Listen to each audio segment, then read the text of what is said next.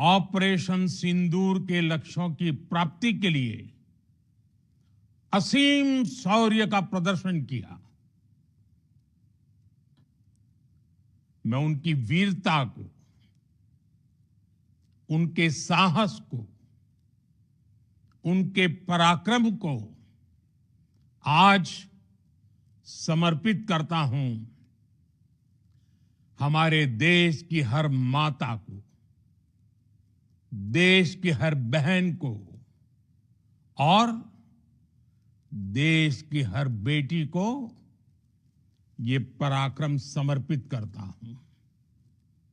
साथियों, 22 अप्रैल को पहलगाम में आतंकवादियों ने जो बर्बरता दिखाई थी, उसने देश और दुनिया को झकझोर दिया था।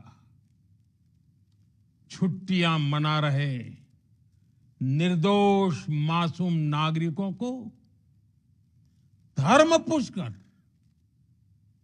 उनके परिवार के सामने, उनके बच्चों के सामने बेरहमी से मार डालना, यह आतंक का बहुत विभत्स चेहरा था, क्रूरता थी। ये देश के सद्भाव को तोड़ने की घिनौनी कोशिश भी थी। मेरे लिए व्यक्तिगत रूप से ये पीड़ा बहुत बड़ी थी। इस आतंकी हमले के बाद सारा राष्ट्र, हर नागरिक, हर समाज, हर वर्ग, हर राजनीतिक दल एक स्वर में आतंक के खिलाफ कड़ी कार्रवाई के लिए उठ खड़ा हुआ। हमने आतंकवादियों को मिट्टी में मिलाने के लिए भारत की सेनाओं को पूरी छूट दे दी और आज हर आतंकी, आतंक का हर संगठन जान चुका है कि हमारी बहनों बेटियों के माथे से सिंदूर हटाने का अंजाम क्या होता है। साथियों, ऑपरेशन सिंदूर ये सिर्फ नाम नहीं है, ये देश के कोटि कोटि लोगों की भावनाओं का प्रतिबिंब है। ऑपरेशन सिंदूर न्याय की अखंड प्रतिज्ञा है।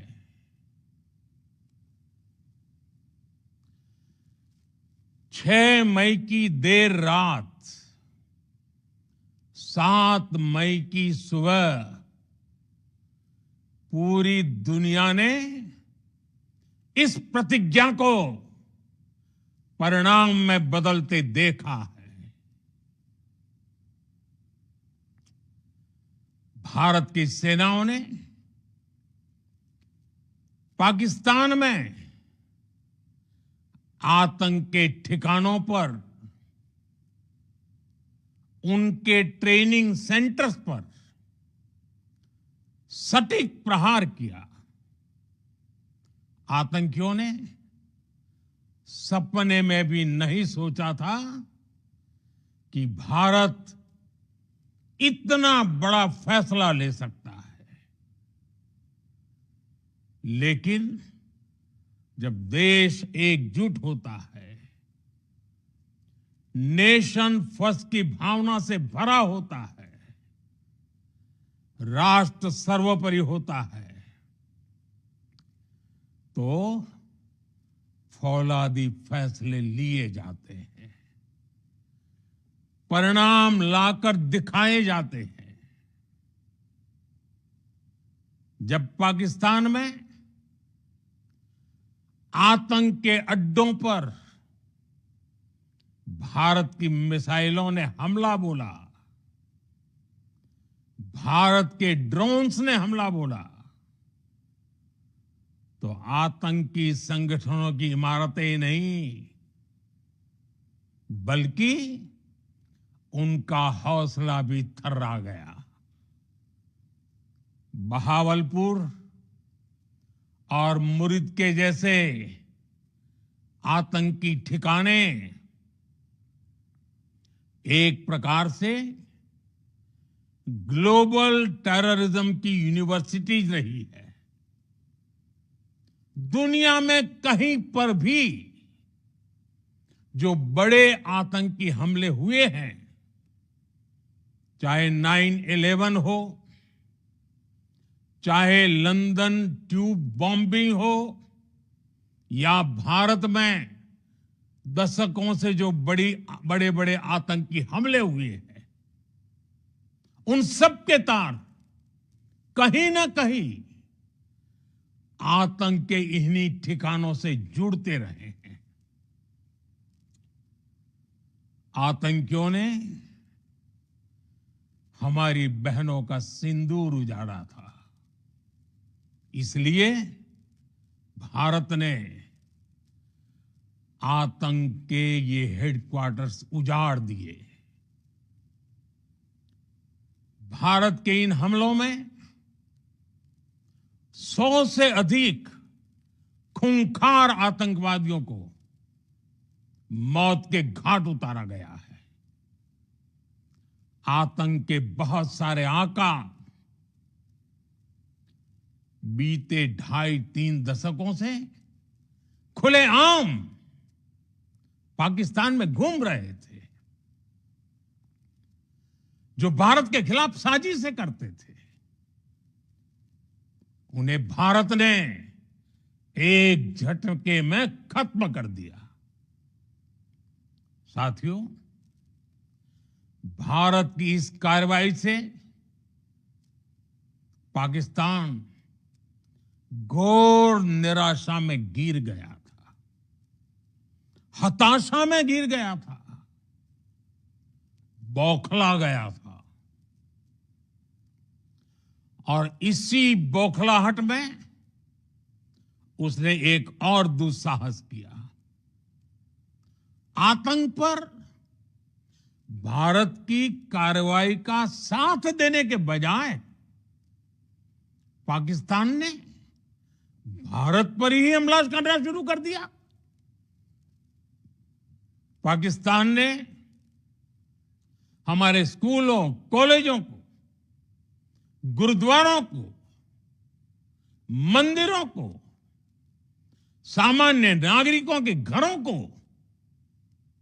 निशाना बनाया। पाकिस्तान ने हमारे सैन्य ठिकानों को निशाना बनाया। लेकिन इसमें भी पाकिस्तान खुद बेनकाब हो गया।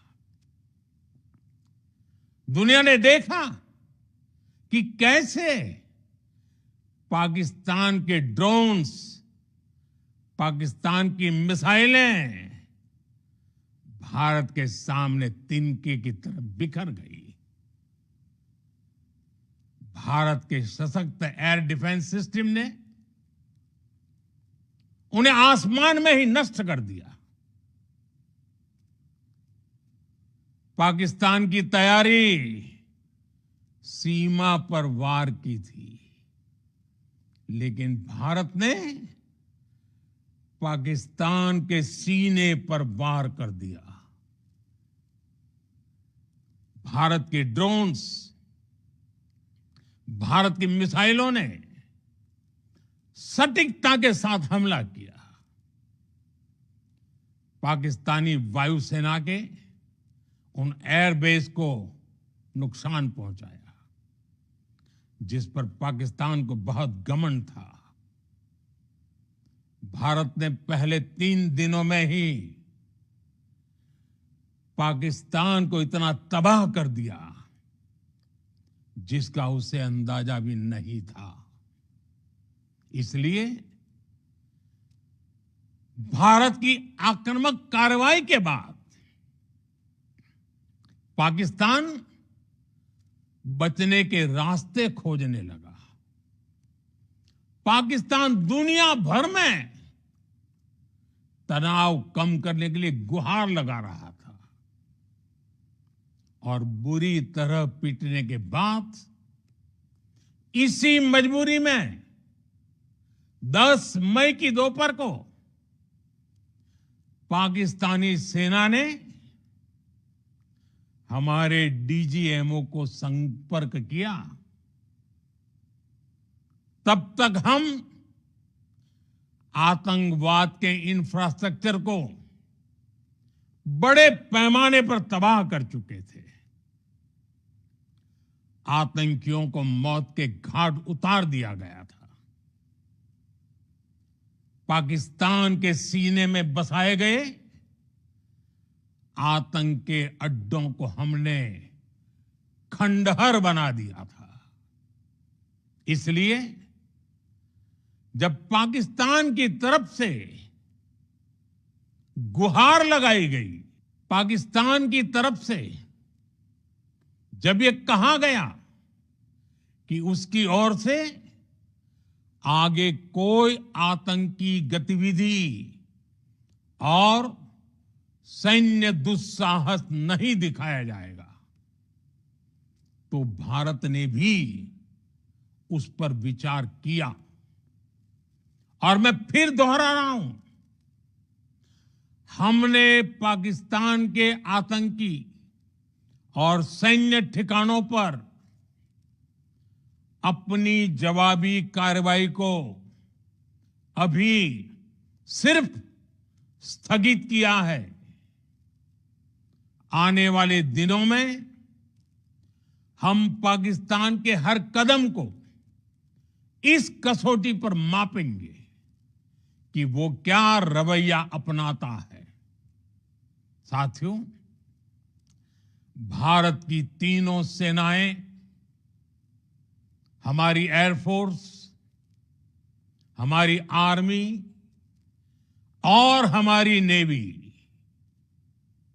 हमारी border security force BSF, Bharat के अर्धसैनिक बल लगातार अलर्ट पर है। सर्जिकल स्ट्राइक और एयर स्ट्राइक के बाद अब ऑपरेशन सिंदूर आतंक के खिलाफ भारत की नीति है। ऑपरेशन सिंदूर ने आतंक के खिलाफ लड़ाई में एक नई लकीर खींच दी है। एक नया पैमाना, न्यू नॉर्मल तय कर दिया है। पहला, भारत पर आतंकी हमला हुआ तो मुंह तोड़ जवाब दिया जाएगा। हम अपने तरीके से, अपनी शर्तों पर जवाब देकर रहेंगे।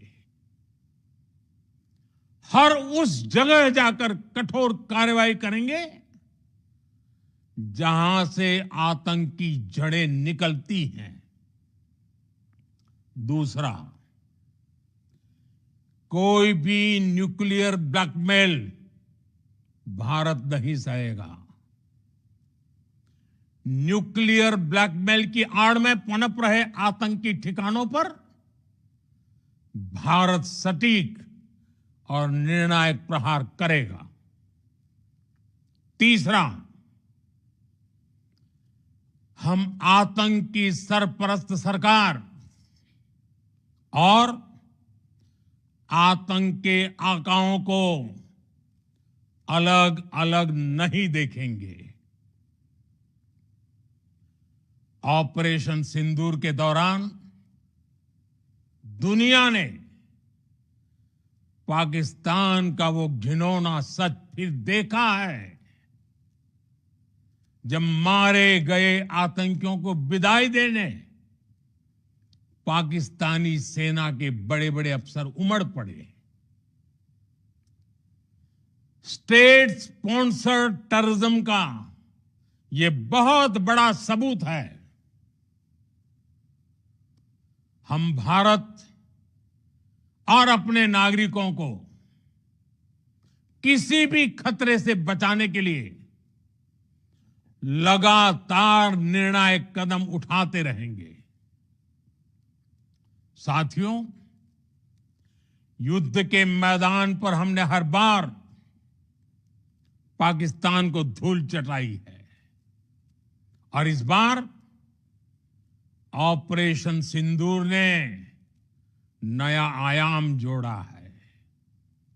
हमने रेगिस्तानों और पहाड़ों में अपनी क्षमता का शानदार प्रदर्शन किया और साथ ही न्यू एज वॉरफेयर में भी अपनी श्रेष्ठता सिद्ध की।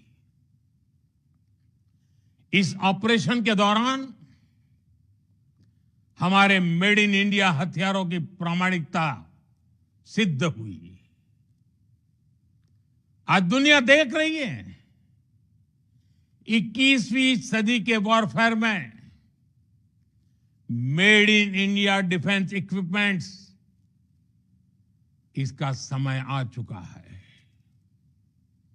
साथियों, हर प्रकार के आतंकवाद के खिलाफ हम सभी का एकजुट रहना, हमारी एकता हमारी सबसे बड़ी शक्ति है। निश्चित तौर पर ये युग युद्ध का नहीं है, लेकिन ये युग आतंकवाद का भी नहीं है। टेररिज्म के खिलाफ जीरो टॉलरेंस,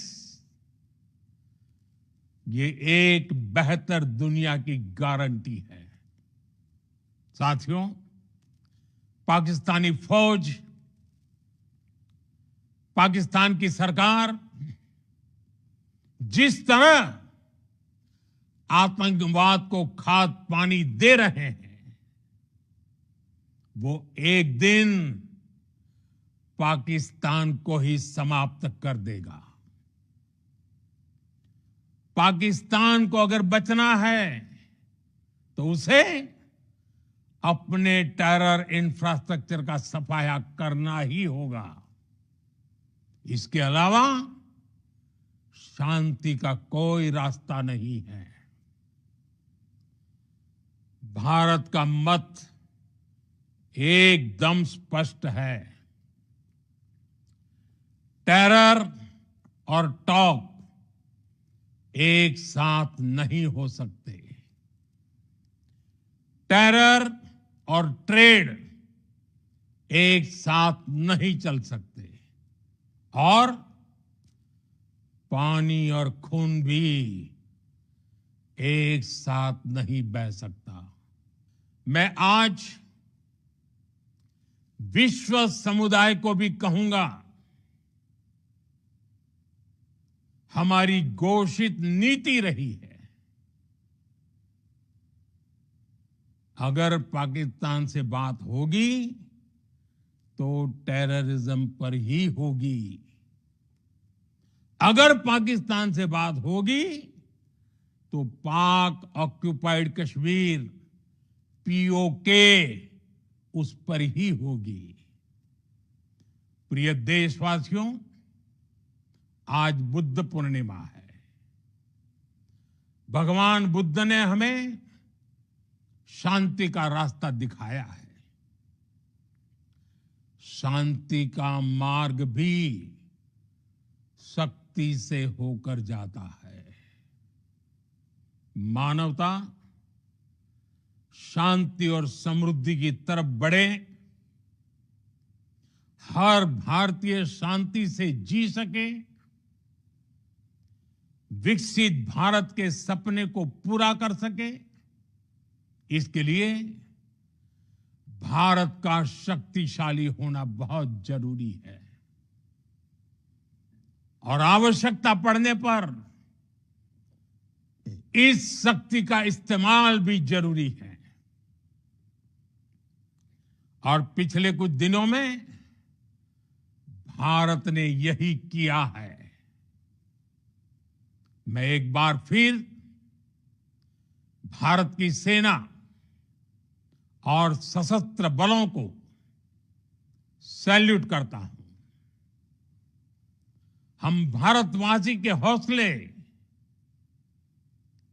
हर भारतवासी का एकजुटता का शपथ, संकल्प, मैं उसे नमन करता हूं। बहुत बहुत धन्यवाद।